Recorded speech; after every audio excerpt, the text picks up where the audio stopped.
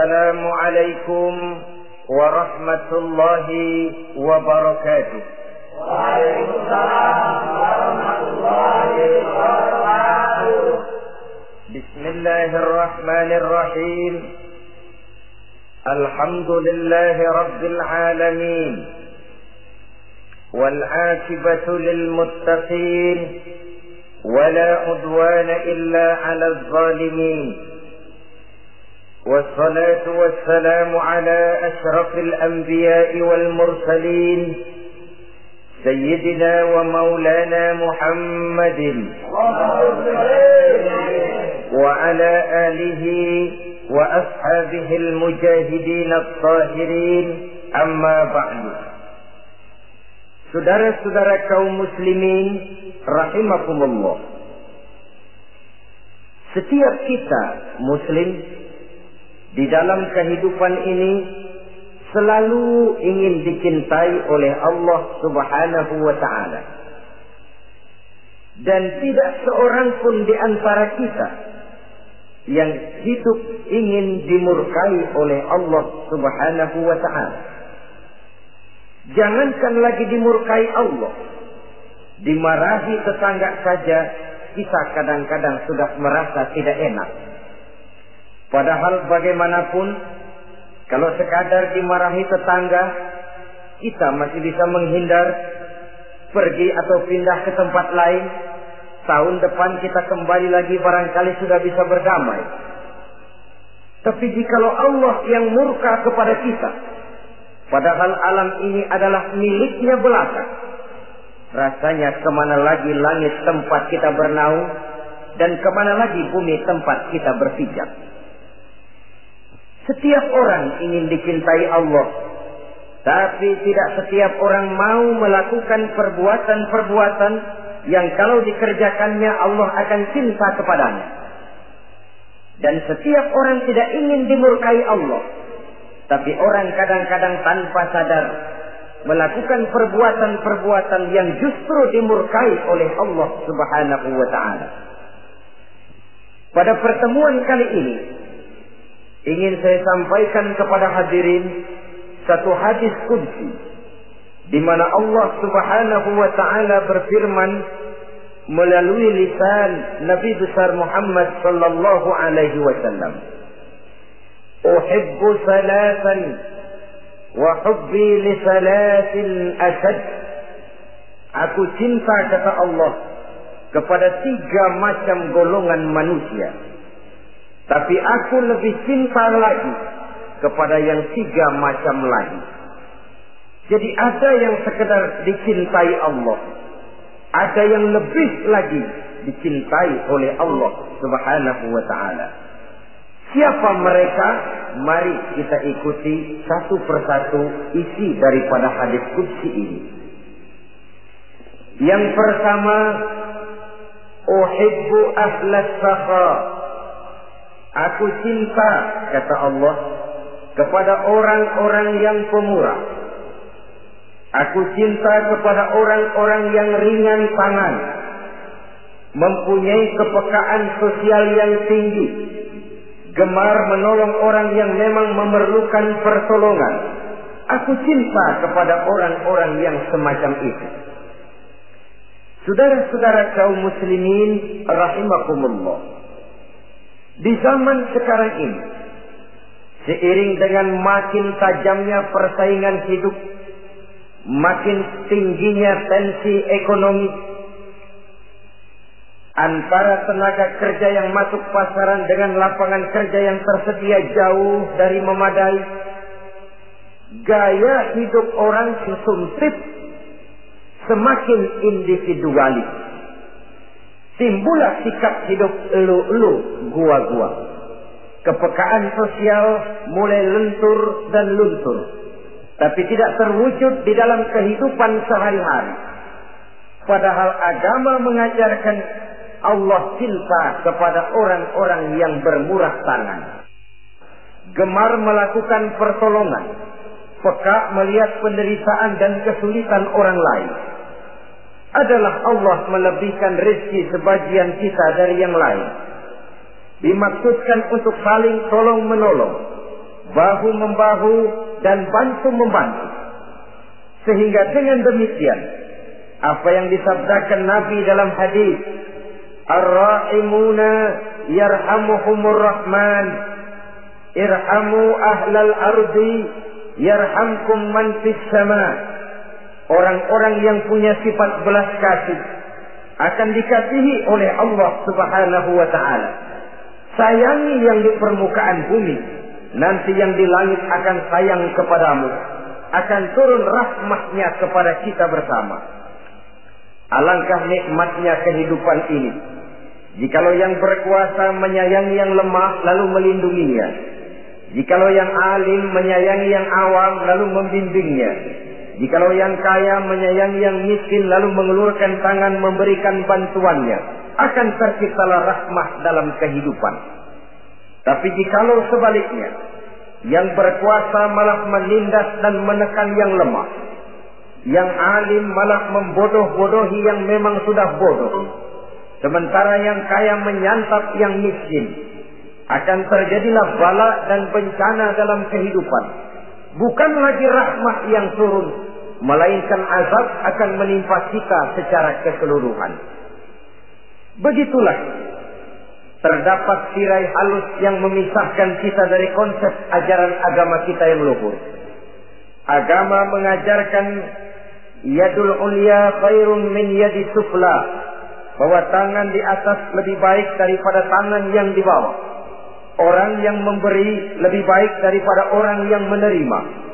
Tapi yang kita praktekkan, kita selalu berada pada posisi tangan di bawah, menjadi umat yang manja, yang lemah, padahal bukan tidak punya potensi, tapi mungkin karena kita tidak pandai menginventarisir potensi. Kadang-kadang ada panitia pembangunan masjid, membangun masjid, meletakkan batu pertama sekaligus jadi batu terakhir. Setelah itu la yamutu wa la yahya, hidup tidak kelihatan geraknya, mati pun tidak ketahuan kuburannya. Masjid impoten, pesantren terbengkalai, majelis taklim terlunta-lunta, rumah sakit Islam tak kunjung selesai. Tidak adakah orang Islam yang kaya? Banyak. Tidak adakah orang Islam yang punya posisi kunci, posisi basah, posisi menentukan? Banyak. Secara jujur kita harus berkata, yang belum banyak ialah yang mau berbuat atas nama dan demi kepentingan agamanya. Kita juga bukan tidak punya potensi. Kita tidak pandai menginventarisir potensi untuk kepentingan dan kemaslahatan kita bersama. Saudara-saudara kaum muslimin rahimakumullah. Dengan demikian, kita bisa lihat dalam kehidupan sehari-hari di masjid misalnya. Itu kalau hari Jumat kadang-kadang kita sengaja mau berangkat sholat Jumat tidak bawa uang. Maka yang paling lancar di masjid, kotak. Karena boleh lihat kotak itu dari sudut ke sudut hampir tidak pernah macet, lancar betul jalannya. Sekali macet, kotak 50, 100. Wajar kalau masjid-masjid kita lalu important. Bagaimana akan mengadakan kegiatan kalau tidak ada dana? Oleh karena itu pada kesempatan ini saya ingin mengetik, berbahagialah kita jikalau oleh Allah Subhanahu wa ta'ala diberikan kepercayaan berupa titipan, wa mal malu wal banuna illa wadai', harta dan anak-anak tidak lain satu titipan dari Allah Subhanahu wa ta'ala. Dan pada suatu saat titipan itu akan diambil oleh yang empunya. Allah cinta kepada orang-orang yang pemurah. Allah akan memberikan balasan yang berlipat ganda. Kalau saudara bersedekah kepada anak yatim, bukan yatim itu yang akan membalasnya. Kalau saudara membantu pembangunan masjid, bukan panitia masjid yang akan memberikan ganjarannya. Kalau saudara membangun pondok pesantren, bukan kiai yang punya pesantren yang akan memberikan balasannya. Allah Subhanahu wa ta'ala melalui jalan yang tidak kita sangka-sangka melalui jalan yang dalam istilah Quran disebut min haitsu la yahtasib, melalui jalan yang tidak pernah kita hitung, kita sangka sama sekali. Jalan gaib yang hanya Allah saja yang Maha tahu. Sebaliknya, wa hubbi lil faqir as-sakhi asad, kata Allah. Aku cinta kepada orang-orang yang pemurah, tapi aku lebih cinta lagi kepada orang-orang miskin yang pemurah. Orang kaya pemurah, Allah cinta. Orang miskin pemurah, Allah lebih cinta. Kenapa? Kalau orang kaya sedekah 5.000 rupiah misalnya, orang miskin pun sedekah 5.000 rupiah, sama jumlahnya, sama ikhlasnya, sama halalnya, tapi besarnya pahala lebih besar sedekah si miskin yang 5.000 rupiah itu ketimbang si kaya yang juga 5.000 rupiah. Kenapa maka demikian? Oh, buat orang kaya uang 5.000 apalah artinya. Tapi buat si miskin, untuk jumlah 5.000 itu dia harus peras keringat, banting tulang, pergi pagi, pulang sore, kaki jadi kepala, kepala jadi kaki. Tapi kok dia berani bersedekah sejumlah sedekahnya orang kaya. Ini yang dinilai oleh Allah Subhanahu wa ta'ala. Saudara-saudara kaum muslimin rahimakumullah, sifat inilah yang dahulu dicontohkan oleh baginda Rasul. Bahkan apa yang beliau sedekahkan kepada orang lain biasanya adalah sesuatu yang lebih baik dari apa yang beliau pakai sendiri. Watak ini yang diikuti oleh generasi sahabat. Kita ambil contoh ketika terjadi perang Tabuk misalnya. Datanglah Sayyidina Abu Bakar Siddiq, membawa seluruh harta bendanya disumbangkan di jalan Allah. Melihat ini Nabi bertanya, hal tarakta li ahlika syai'an ya Abu Bakar? Wahai Abu Bakar, begini banyak harta yang kau infakkan fi sabilillah ini, apakah buat keluargamu sudah kau tinggalkan? Sayyidina Abu Bakar dengan tegak menjawab, taraktu lahumullaha wa rasulahu. Sudah, saya tinggalkan mereka Allah dan Rasulnya. Saya tinggalkan mereka keyakinan, akidah, iman, bahwa kalau kami menolong Allah, menolong agama, Allah akan menolong kami. Bahwa kami tidak akan jadi melarat karena memperjuangkan agama. Bahwa kami tidak akan jatuh miskin kalau harta ini kami belanjakan di jalan Allah. Kami tinggalkan keyakinan itu kepada anak-anak dan istri di rumah.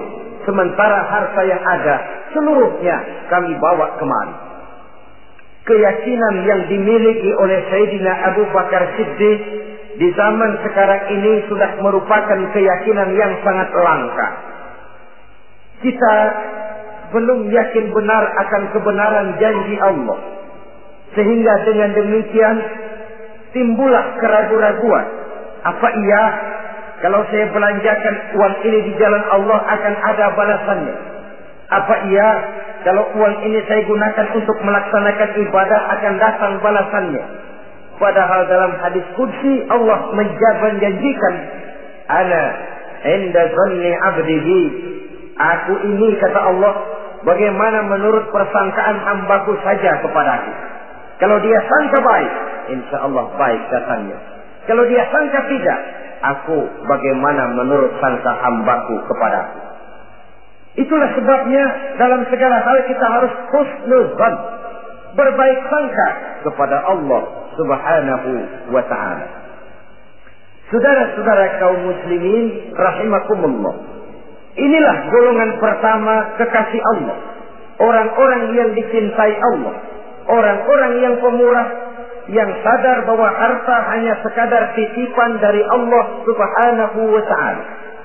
Dan harta menurut Nabi, apabila sudah kita belanjakan di jalan Allah, dia akan berkata, pertama, kuntu qalilatan fakatsartani, jumlahku sebenarnya sedikit, tapi lantaran engkau sedekahkan aku, engkau belanjakan aku di jalan Allah, maka jumlahku jadi banyak. Kau sedekah 1000, dibalas 7000, dikali 10, dikali 100, masih ditambah wallahu yudha'ifu liman yasha. Allah melipat gandakan pahala kebajikan dari orang-orang yang dikehendakinya. Yang kedua, harta itu akan bicara lagi. Kuntu faniyatan fa'abqaitani. Aku ini sebenarnya fana, tidak kekal, berubah, relatif dan temporer, sirna oleh pergeseran masa dan pertukaran waktu. Tapi lantaran engkau sedekahkan aku, engkau belanjakan aku di jalan Allah, maka nilaiku jadi kekal, akan mendampingi engkau sampai di hadratullah azza wa jalla di akhirat nanti. Jadi harta yang kita tumpuk-tumpuk, yang kita sangka akan mengekalkan kita sampai tidak akan miskin 7 keturunan, dengan segala macam cara kita tempuh, dia bukan harta yang kekal. Yang kekal, yang kita belanjakan di jalan Allah subhanahu wa ta'ala. Itu milik kita yang benar-benar akan kita nikmati. Yang ketiga, harta itu akan berkata lagi, kunta harisi fal'ana sirtu harisaka. Dahulu kamulah yang menjaga saya, tapi sekarang setelah saya sedekahkan, setelah engkau sedekahkan aku, setelah engkau belanjakan aku di jalan Allah, bukan engkau lagi yang jaga aku, kata si harta, akulah yang akan menjagamu. Di dunia orang yang rajin sedekah, sedekahnya itu menolak bala, terhindar dari segala bencana dan musibah. Sementara di akhirat, sedekahnya itu akan menjadi dinding yang menjaga dia dari jilatan api neraka. Demikian harta yang sudah kita infakkan, kita belanjakan, kita sedekahkan di jalan Allah itu akan menjadi pejaga kita. Sehingga Nabi menyatakan, inna sadaqatal mar'il muslim tazidu fil umri wa tadfa'u mitatas su'i. Sesungguhnya sedekahnya seorang mukmin dapat menambah umur panjang dan menyelamatkan seseorang dari mati secara su'ul khatimah. Marilah kita melihat bahwa agama ini memerlukan kita, bahwa umat ini mengharapkan pengorbanan kita. Dengan segala kemampuan yang ada pada diri kita, mari kita menyadari bahwa harta kita yang benar-benar milik kita, sesungguhnya yang sudah kita belanjakan di jalan Allah subhanahu wa ta'ala. Saudara-saudara kaum muslimin rahimakumullah, inilah golongan pertama. Golongan yang kedua yang dicintai oleh Allah subhanahu wa ta'ala, uhibbul mutawadhi'in. Aku cinta, kata Allah, kepada orang-orang yang rendah hati, orang-orang yang membawa ilmu padi, makin berisi makin merunduk, makin di puncak makin sadar akan kelemahan dan keterbatasannya. Aku cinta kepada orang-orang yang rendah hati. Adalah satu sifat dari Rasulullah sallallahu alaihi wasallam yang diriwayatkan oleh Imam Abu Ja'far Al-Barzanji misalnya dalam rawi Barzanjinya, wa kana sallallahu alaihi wasallam syadidal haya'i wat tawadhu. Adalah Rasulullah sallallahu alaihi wasallam seorang yang sangat pemalu dan sangat rendah hati. Tawadhu, tidak melonjak menjadi angkuh dan sombong. Walaupun beliau adalah asraful anbiya wal mursalin, nabi dan rasul termulia, imamul muttaqin, imamnya orang-orang yang bertakwa, rahmatan lil alamin, diutus sebagai rahmat bagi seluruh alam. Tapi tawaduknya demikian luar biasa. Ketika beliau terusir dari Makkah, kita bisa membayangkan meninggalkan kampung halaman, meninggalkan keluarga yang berbeda akidah, hijrah ke Madinah. Tapi pada lain kesempatan, ketika beliau dengan bala tentaranya masuk ke kota Makkah, dan orang-orang kafir Quraisy yang kita kenal dalam peristiwa Fathu Makkah itu, gentar hati mereka, sembunyi di dalam rumahnya masing-masing. Mereka masih ingat beberapa tahun yang silam, Dikala Nabi Muhammad dan para sahabatnya dikejar-kejar, terusir dari Mekah hijrah ke Madinah. Sekarang Rasul kembali ke Mekah dengan segala keperkasaan bala tentaranya. Mereka berpikir, andai kata Muhammad mau saja membalas dendam, habis kita ini, habis tidak akan tersisa. Dahulu dia kita caci maki, dahulu dia kita usir, dahulu dia kita kejar-kejar untuk kita bunuh. Sekarang kita tidak berdaya. Muhammad dengan perkasa, dengan bala tentaranya yang gagah sekarang masuk ke kota Mekah. Apa yang harus kita lakukan? Mereka menunggu dan menunggu. Dan Nabi dengan gagah masuk ke kota Mekah bersama bala tentaranya. Apa ucapan yang pertama beliau lontarkan? Pembalasan dendam? Tidak. Mencari orang-orang yang dulu mengejar, memusuhi, mengancam akan membunuhnya? Tidak. Beliau tidak teriak-teriak, mana itu Abu Jahal? Mana itu Abu Lahab? Mana itu Abu Sufyan? Mana itu dulu orang-orang yang memusuhi saya dan sahabat saya? Ayo keluar kalau berani, ha? Tidak. Pidato ucapan pertama yang keluar dari bibir yang mulia itu sungguh di luar perkiraan kufar Quraisy. Apa jawab Nabi? Pidato Nabi, al-yauma yaumul marhamah. Tuan-tuan para Quraisy, tidak usah khawatir. Hari ini adalah hari yang penuh kasih sayang.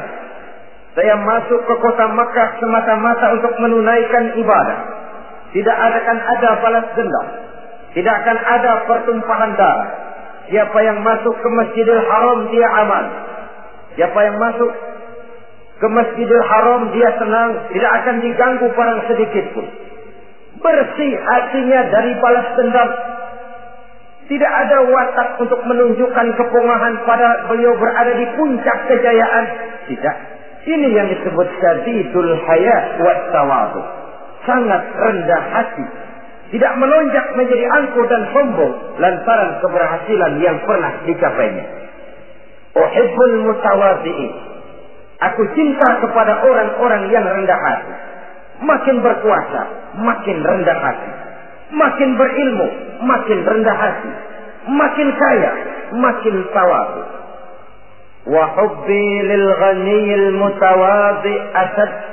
Tetapi kata Allah, aku lebih cinta lagi kepada orang-orang kaya yang rendah hati. Orang miskin tidak sombong, Allah cinta. Orang kaya tidak sombong, Allah lebih cinta. Sebabnya apa? Rasa-rasanya kalau ada orang miskin tidak sombong, memang sudah harusnya. Tapi kalau ada orang kaya, apa saja dia punya. Kebunnya ada di mana-mana, kendaraannya sejumlah keluarganya, uangnya, depositonya ada di berbagai bank, pabriknya banyak. Apa saja dia punya, tapi tidak sombong, tawadhu. Ini yang lebih dicintai oleh Allah Subhanahu wa ta'ala. Saudara-saudara kaum muslimin rahimakumullah.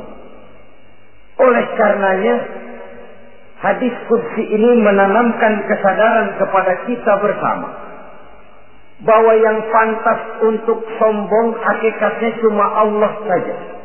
Itu sebabnya salah satu asmaul husna Allah disebut al-mutakabbir. Kalau Allah sombong, wajar, karena memang tidak ada Tuhan lain selain Allah. Alam dan seluruh isinya adalah miliknya belaka. Tidak ada satupun yang bisa mengklaim.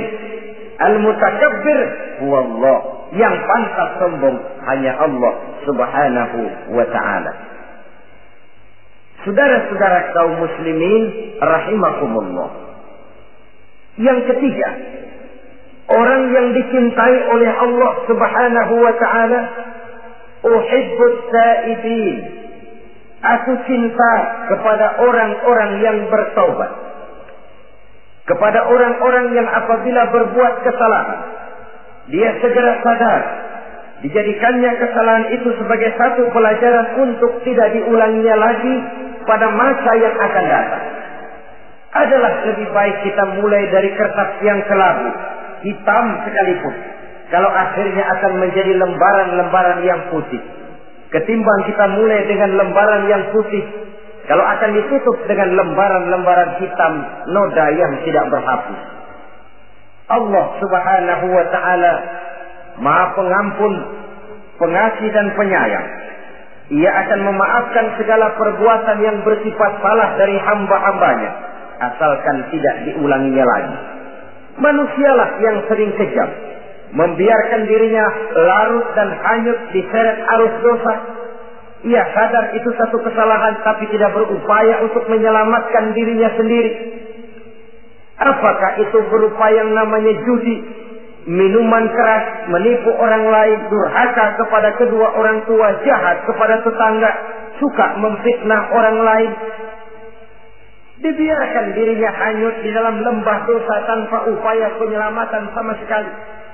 Atau kadang-kadang mengulur waktu. Nanti saja sudah tua-tuaan taubatnya. Padahal waktu tidak pernah main-main. Uhibbut taibin, aku cinta kepada orang-orang yang mau bertaubat. Wa hubbi lisabit taib asad, tapi aku lebih cinta lagi kepada orang-orang muda yang mau bertaubat. Apabila orang tua bertaubat, Allah cinta. Anak muda bertaubat, Allah lebih cinta. Dalam usia mudanya, di mana darah masih mengalir dengan panas, sejuta khayal dan keinginan masih bersemi di dalam benaknya, dia sanggup blokir semua itu, disalurkannya di jalan Allah. Allah cinta sekali kepada orang-orang semacam itu.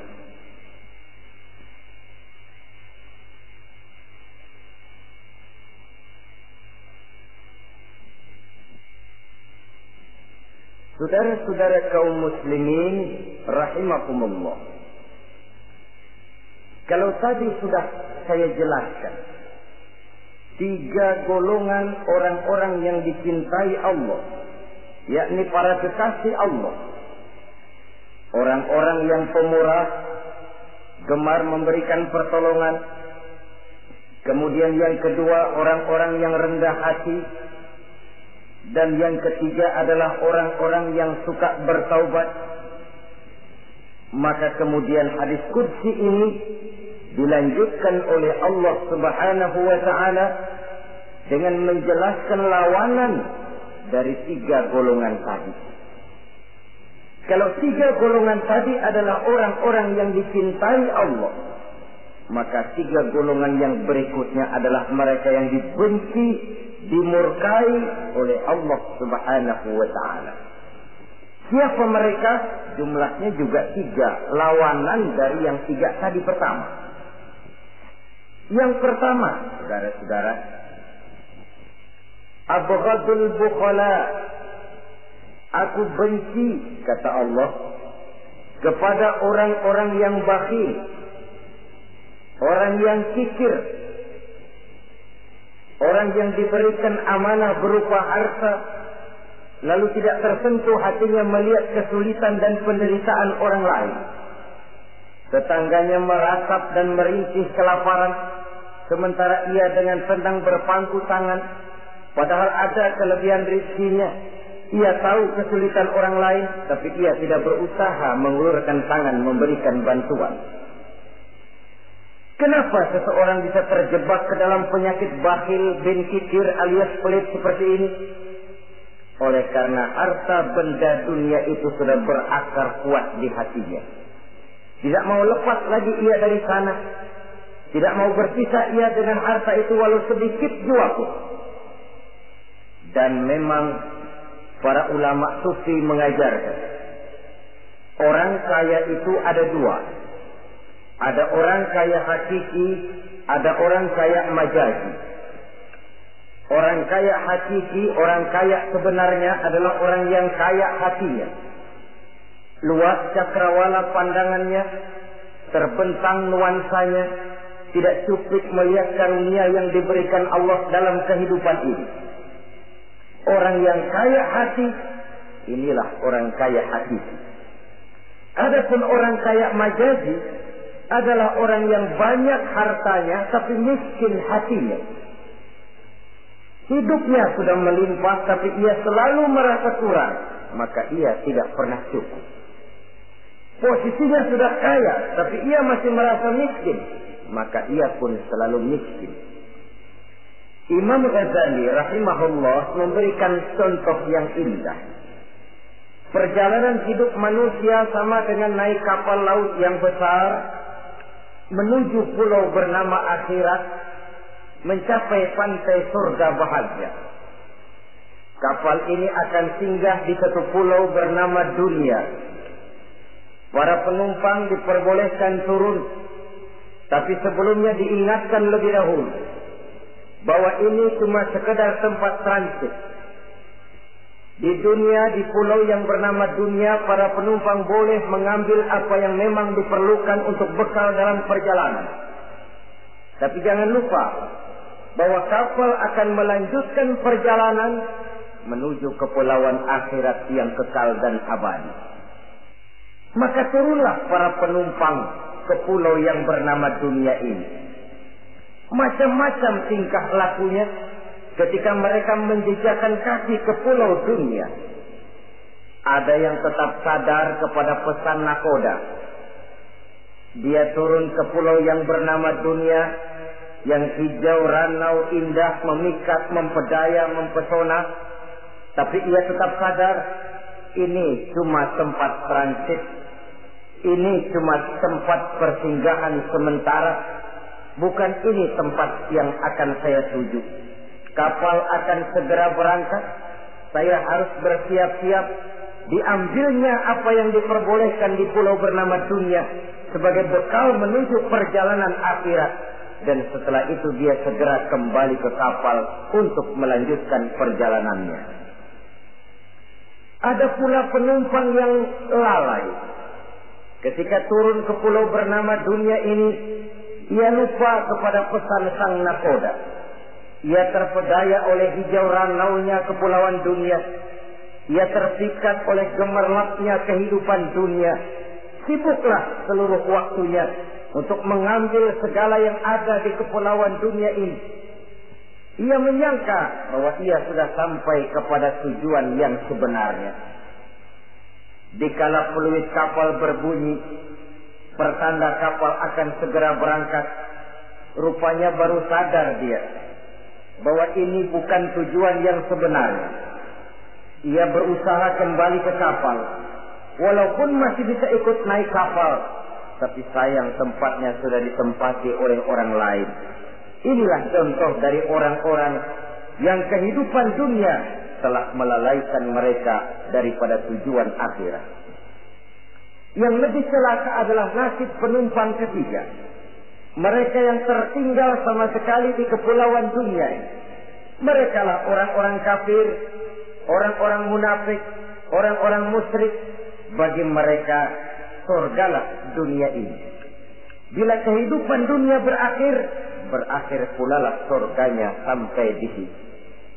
Ia menyangka sudah sampai kepada terminal akhir, padahal cuma sekedar halte, tempat di mana kapal singgah sebentar saja untuk melanjutkan perjalanan menuju kepulauan akhirat yang kekal dan abadi.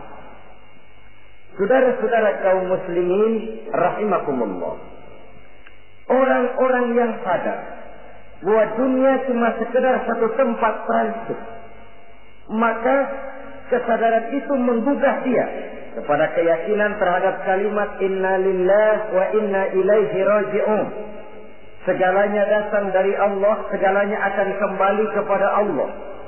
Tidak ada yang dibawanya saat ia terlahir ke alam dunia ini, dan tidak akan ada yang dibawanya kembali saat ia keluar meninggalkan alam dunia ini, kecuali iman dan amal soleh yang dikerjakannya di dalam kehidupan kita. Bukan bakhil yang menyebabkan orang cepat jadi kaya. Bukan pemurah yang menyebabkan orang jatuh miskin dan bangkrut. Tetapi kesadaran bahwa segalanya datang dari Allah, segalanya akan kembali kepada Allah, akan membuat kita walaupun memiliki harta dan benda, tapi ia tidak berurat dan berakar di dalam hati. Abghadul bukhala, kata Allah, aku benci kepada orang-orang yang bakhil.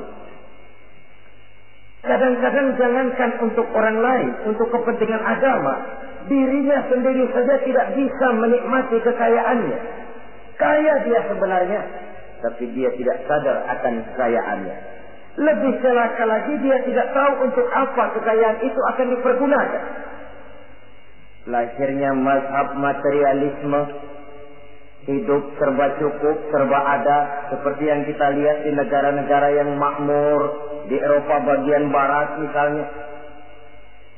Keluarga-keluarga jet set yang akhirnya bingung karena kebanyakan harta. Kalau kita di timur umumnya bingung karena tidak punya harta. Di sana orang bingung karena kebanyakan harta, mau diapakan harta itu. Akhirnya timbullah gaya hidup yang aneh-aneh. Membentuk klub-klub nudis terlepas dari pergaulan dunia ramai. Bergerombol tidur di gua-gua. Padahal rumahnya macam istana, kamarnya 37, ada kolam renang, ruangan ber-AC. Kemana pergi mobil sejumlah keluarga. Dari merek-merek yang mewah, keluaran mutaakhir. Tidak puas mobil punya kapal pesiar, kapal laut. Tidak cukup kapal laut punya kapal pesawat terbang pribadi. Apa yang dimau uangnya bisa bicara. Tapi akhirnya lalu sampai kepada titik jenuh.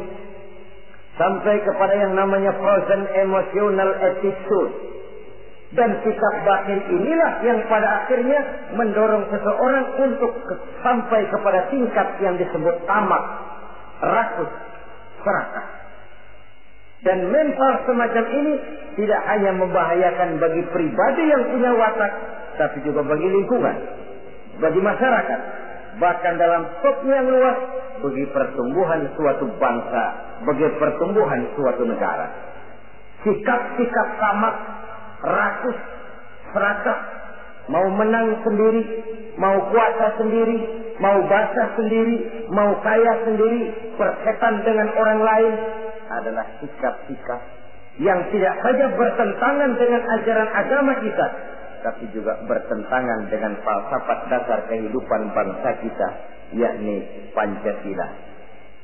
Saudara-saudara kaum muslimin rahimakumullah. Lawanannya kemudian Allah menyatakan, wa bughdi lil ghaniyil bakhil asyad. Aku benci kepada orang yang bakhil, tapi aku lebih benci lagi kepada orang-orang kaya yang bakhil. Kalau orang miskin pelit, barangkali masih orang berkata pantaslah dia itu pelit, miskin. Tapi kalau kaya, bakhil, kaya, pelit, rasanya orang menyayangkan. Apa saja dia punya, tapi bakhil, pelit, tidak sadar bahwa itu adalah amanah Allah yang satu saat akan dimintakan pertanggungan jawab di padang mahsyar nanti. Inilah golongan pertama yang dibenci oleh Allah Subhanahu wa ta'ala. Golongan yang kedua, abghadul mutakabbirin. Aku benci kepada orang-orang yang sombong. Baik sombong oleh karena kekuatan, wewenang, jabatan. Baik sombong oleh karena ilmu pengetahuan, skill, keahlian, kemampuan. Baik sombong oleh karena harta benda dan kekayaan. Sombong dalam segala bentuknya tidak disenangi oleh Allah Subhanahu wa ta'ala. Inilah yang saya maksud tadi dengan membawa ilmu padi seharusnya. Semakin berisi, semakin merunduk. Sebab pepatah orang-orang tua kita bilang, air beriak tanda tak dalam, tong kosong bunyinya nyaring. Orang belajar silat kalau baru dapat 2-3 jurus memang genit, bukan main. Sesuatu yang barangkali sudah lumrah dalam kehidupan. Tapi yang diajarkan oleh agama, abghadul mutakabbirin, aku benci kepada orang-orang yang sombong. Al-Quran syarat dengan contoh-contoh baik dari perjalanan sejarah, baik dari perjalanan para hidup para nabi dan para rasul, seluruhnya merupakan tampil, contoh dan ibarat bagi kita bersama. Fanzuru kaifa kana akibatul mukazzibin, fanzuru kaifa kana akibatul mujrimin. Berjalanlah kamu di permukaan bumi, lihat bagaimana akibat yang diderita oleh para pendusta, lihat bagaimana akibat yang diderita oleh para pembuat dosa, oleh orang-orang yang sombong, angkuh, songkat dan takabur. Mereka satu demi satu mengalami kehancuran, tenggelam di perut sejarah. Kurang apa Fir'aun? Kurang apa Raja Namrud? Kurang apa Raja Abrahat? Tentaranya gagah perkasa, kekuasaannya luas, istananya megah dan besar, pengawalnya gentayangan di mana-mana, intelnya selalu siap siaga menjaga keamanan sang raja di raja. Entok waktu berputar masa beredar, tenggelam oleh perputaran waktu dan peredaran zaman. Tidak ada satu keabadian dalam kehidupan ini. Akankah kita melahirkan Fir'aun kelas baru? Namrud di zaman modern, Abrahat gaya kini, yang semakin berada di puncak kekuasaan semakin lupa diri dan lupa daratan, menjadi orang yang hanya mau benar sendiri, adil sendiri, makmur sendiri, tidak peduli menari di atas bangkai dan penderitaan orang lain. Akankah kita melahirkan korun gaya baru yang sombong oleh karena harta kekayaan yang berlipat ganda? Ataukah kita akan melahirkan barsisul abid gaya baru yang sombong oleh karena ilmu pengetahuan yang dimilikinya? Marilah kita menyadari al-mutakabbir huwa Allah. Yang pantas, boleh dan sombong, wajar untuk sombong, cuma Allah subhanahu wa ta'ala. Abghadul mutakabbirin, aku benci kepada orang-orang yang sombong. Saudara-saudara kaum muslimin rahimakumullah, lawanannya kata Allah, selebihnya wa bughdi lil faqiril mutakabbir asad. Tetapi kata Allah, aku lebih benci lagi kepada orang miskin yang sombong. Ini yang sudah tidak punya pilihan. Orang pintar sombong barangkali lumayan, goblok sombong minta ampun. Pejabat sombong barangkali karena punya pangkat. Rakyat sombong, apa yang mau disombongi? Orang kaya sombong barangkali karena kekayaannya. Melarat, miskin, sombong, minta ampun. Sebab itu kata Allah, aku benci kepada orang-orang sombong, tapi aku lebih benci lagi kepada orang-orang miskin yang sombong. Hadis qudsi ini tentu saja memberikan satu kesadaran rohani yang paling dalam pada kehidupan kita setiap pribadi muslim, bahwa kita sejauh yang bisa kita lakukan hanyalah berusaha, berbuat. Kita terikat oleh sunnatullah, kata kita orang beragama, hukum alam kata para ahli alam, natural of law katanya. Tapi di sebalik itu sesungguhnya segala hasil usaha, kepastian dan ketentuannya hak prerogatif dari Allah subhanahu wa ta'ala. Sehingga pada puncaknya kita akan sampai kepada penjujur la haula wa la quwwata illa billah. Tidak ada daya kita, tidak ada kekuatan kita kecuali apa yang memang telah diberikan Allah. Ialah sumber daya, sumber gerak, sumber seluruh kekuatan. Dan kita manusia hanya mencapai itu kalau dikaruniai oleh Allah subhanahu wa ta'ala. Sewajarnya, makin bertambah ilmu, makin sadar kita akan kebodohan kita. Seperti yang diucapkan oleh Al-Imam Syafi'i rahimahullah, setiap tambah ilmuku, bertambah taulah aku akan kebodohan. Sewajarnya, semakin bertambah harta kita, semakin sadar kita akan kemiskinan kita. Semakin bertambah tinggi pangkat dan jabatan kita, semakin sadar kita dari mana kita datang, kemana kita akan pulang, dan di mana kita akan berada sekarang.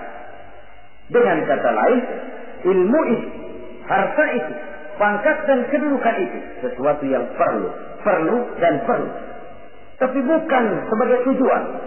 Semuanya cuma sekedar alat.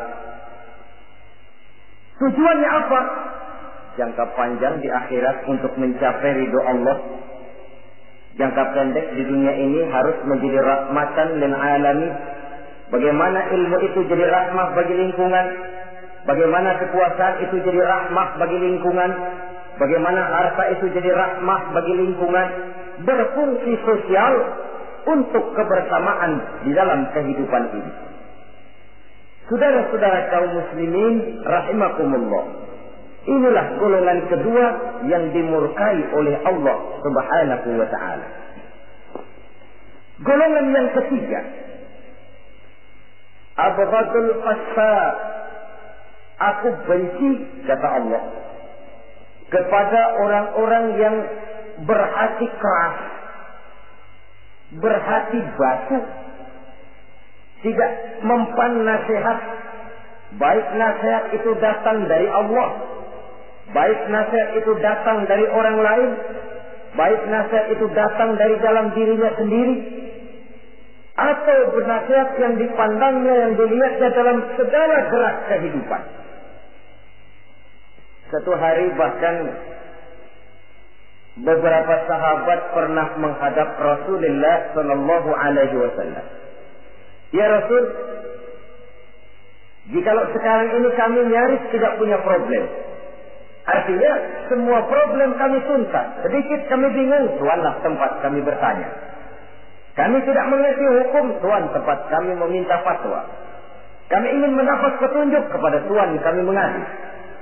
Tapi nanti kalau satu saat Tuhan telah berangkat meninggalkan kami, ya Rasulullah, menghadap Allah Subhanahu wa ta'ala, tinggallah kami hidup tanpa bimbingan Tuhan. Kemana lagi kami harus minta nasihat? Baginda Rasul senyum. Kemudian beliau menjawab, taraktu lakum nasihatain. Kamu tidak usah khawatir. Kalaupun pada satu saat nanti aku berangkat meninggalkan kamu semua, kembali menghadap Allah Subhanahu wa ta'ala, kamu tidak perlu bingung. Tempat kamu minta nasihat ada, tempat kamu bertanya ada, tempat kamu minta fatwa dan kepastian hukum ada. Taraktu lakum nasihatain. Aku tinggalkan untukmu dua macam nasihat. Pertama, yang aku tinggalkan kepadamu itu nasihat yang pandai bicara. Yang kedua, yang aku tinggalkan kepadamu itu nasihat yang diam saja. Sahabat lalu bertanya, kalau nasihat yang bisa bicara itu apa ya Rasul? Beliau menjawab, Al-Quranul Karim. 6.666 ayat, 30 juz, 114 surah, seluruhnya nasihat bagi umat Islam. Apapun yang akan kau kerjakan, kemanapun kau akan pergi, bertanyalah kepada Al-Quran, minta nasihatnya. Bertanya langsung? Tentu tidak. Bertanya kepada Al-Quran artinya fas'alu ahla zikri in kuntum la ta'lamun. Jikalau kamu memang tidak mengerti, bertanyalah kepada yang mengerti. Yang mengerti Al-Quran tentu tidak lain para ulama, para kiai, para asatidz, guru-guru yang mengaku kita di majelis taklim. Nasihat yang pandai bicara, Al-Quranul Karim. Kemanapun saja kaki akan kita langkahkan, ke arah manapun bumi yang akan kita tuju, mintalah lebih dahulu nasihat Al-Quranul Karim. Usaha apapun yang akan kita lakukan, mintalah nasihat kepadanya. Itu nasihat yang pandai bicara. Lalu sahabat bertanya lagi, kalau nasihat yang diam saja itu apa ya Rasul? Beliau menjawab, nasihat yang diam saja itu maut. Diam saja dia, tidak bicara, tapi pasti datangnya. Dan itu jadi nasihat. Kalau sekarang kau menyolatkan orang lain, apa tidak mungkin besok kau disolatkan orang? Kalau hari ini kau antar jenazah temanmu ke liang lahat, entah tahun depan, bulan depan, minggu depan, entah 5-10 tahun yang akan datang, bukankah kau yang akan diantar ke liang lahat? Kau tengoklah temanmu itu. Matanya masih ada, tapi sudah tidak sanggup lagi melihat. Jangankan melihat, digerakkan saja pun sudah tidak bisa. Telinganya belum kemana-mana, tapi sudah tidak mampu lagi mendengar. Kakinya masih cukup, tapi sudah tidak mampu untuk dipakai berjalan. Tangannya masih ada, tapi tidak ada lagi yang bisa dipegangnya. Apa yang kurang kalau sudah demikian? Kau tumpuk harta kekayaan untuk 7 turunan, kau sangka kau tidak akan mati karena itu. Kau ingin selalu berada di puncak, padahal hidup ini mendaki dan menurun. Ini seluruhnya merupakan nasihat. Orang yang hatinya keras tidak mempan nasihat yang datang dari Allah, Quran dan maut. Nasihat yang datang dari orang lain, kadang-kadang diberikan nasihat, lebih pandai dia berkilah, lebih pandai dia berkelit, lebih pandai dia berjawab. Orang yang memberi nasihat baru bicara 1, dia sudah 10. Nasihat yang datang dari orang lain tidak juga bisa menyentuh hatinya. Atau nasihat yang timbul dari dalam dirinya sendiri. Kulit yang mulai berkerut, uban yang mulai bertabur, gigi yang permisi satu demi satu. Itu kan seluruhnya merupakan nasihat. Tapi orang yang hatinya keras, kasar, istilah kita barangkali sudah kulit badak, muka tembok, kuping kebo, masuk dalam golongan khatamallahu ala qulubihim. Allah sudah tutup cap, Allah tempel hati mereka, tidak masuk lagi nasihat. Na'udzubillah summa na'udzubillah. Beruntung kita kalau oleh Allah ini diberikan hati yang lembut, peka, mudah menerima kebenaran, tidak tertutup terhadap kebenaran. Walaupun kebenarannya itu datang dari seorang budak yang hitam legah. Karena memang agama mengajarkan khuzil hikmata wa la yadurruka min ayyi wi'ain kharajat. Ambillah hikmah, ambillah kebenaran, tidak usah terlalu kau pedulikan dari mana sumbernya.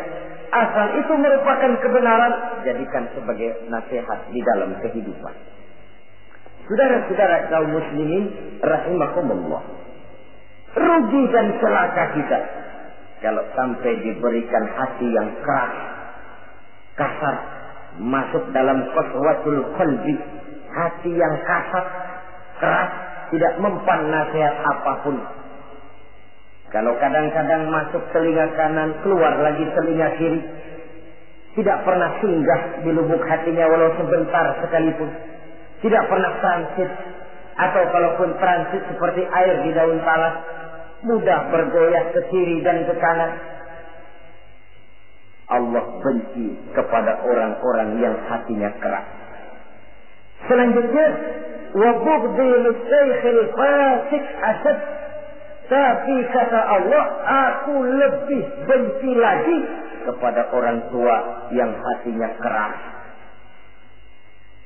Tua-tua keladi katanya, makin tua makin menjadi. Kalau ada anak muda bandel, nakal, setidaknya orang masih punya harapan. Masih ada orang berkata, ya doain aja dah, mudah-mudahan dia makin dewasa, makin lurus jalan hidupnya, makin benar langkahnya, makin sadar rasa keagamaannya. Masih ada ucapan seperti itu. Tapi kalau sudah tua, malah makin gila, orang sudah habis harapan. Paling orang bilang, tua aki-aki, udah asar, udah maghrib, udah dekat ke lubang kubur, bedung menggerib masih nyingsot aja di perapatan. Saudara-saudara kaum muslimin, habis rasanya harapan orang. Aku benci kepada orang yang hatinya keras, tapi aku lebih benci lagi kepada orang tua yang berhati keras. Kenakalan remaja dibenci Allah. Kenakalan orang-orang tua lebih dibenci oleh Allah Subhanahu wa ta'ala. Saudara-saudara kaum muslimin rahimakumullah, Semoga kita termasuk ke dalam golongan orang-orang yang dicintai Allah, para kekasih Allah. Dan kita berlindung kepada Allah, jangan sampai termasuk ke dalam golongan orang-orang yang dimurkai dan dibencinya. Inilah yang kita bicarakan pada pertemuan kali ini. Terima kasih dan mohon maaf. Wassalamualaikum warahmatullahi wabarakatuh.